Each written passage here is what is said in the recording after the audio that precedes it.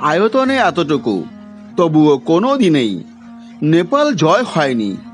উল্টে ভয়ে কাঁপত প্রবল পরাক্রমশালী মুঘল ব্রিটিশ সেনাবাহিনী।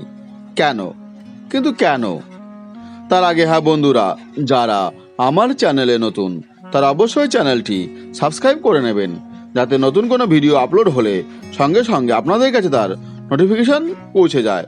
তো বন্ধুরা, চলুন জেনে নেওয়া যাক যে নেপাল আয়তনে সামান্যটুকু হওয়া সত্ত্বেও কেন নেপাল জয় করতে পারেনি মুঘল কিংবা ব্রিটিশ সেনাবাহিনী।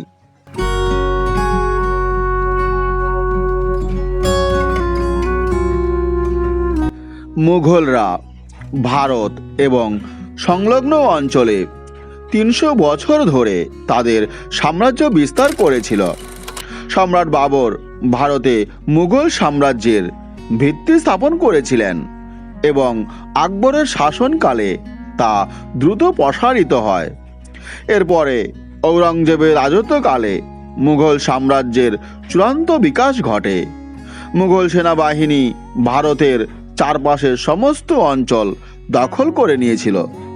মুঘল যোদ্ধারা হয় প্রতিপক্ষ সেনাবাহিনীকে পরাজিত করত অথবা রাজাকে আপোষ করতে বাধ্য করত।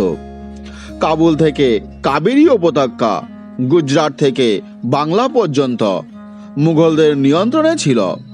তবে ভারতের পার্শ্ববর্তী অঞ্চলে এমন একটি দেশ ছিল যা মুঘলরা দখল করার সাহস জোগাড় করতে পারেনি। শুধু তাই নয়, ব্রিটিশদেরও পরাজয়ের মুখোমুখি হতে হয়েছিল।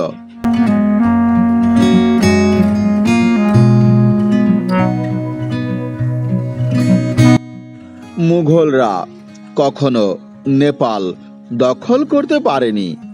এমন নয় যে মুঘলরা কখনো নেপাল দখলের কথা ভাবেনি, তবে সেখানকার ভৌগোলিক অবস্থা মুঘল বাদশাহদের জন্য বড়ই বাধা ছিল।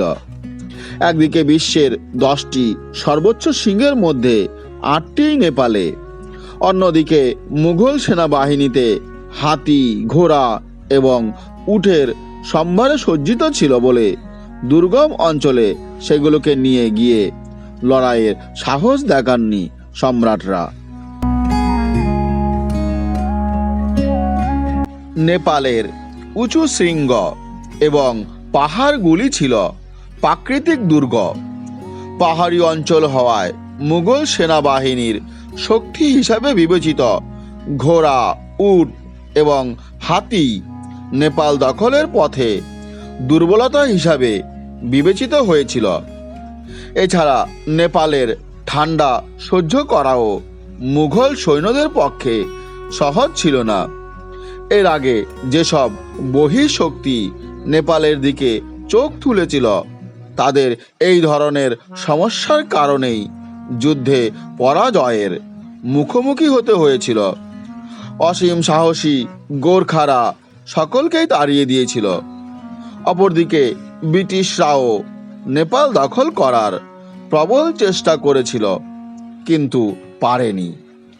আয়তনে ক্ষুদ্র নেপালকে নিজেদের বৃহৎ সাম্রাজ্যের অন্তর্ভুক্ত করতে ব্যর্থ হয়েছিল মুঘলরা। এমনকি তারা নেপালি শাসকের সঙ্গে বিশেষ চুক্তি সম্পাদনে বাধ্য হয়েছিলেন।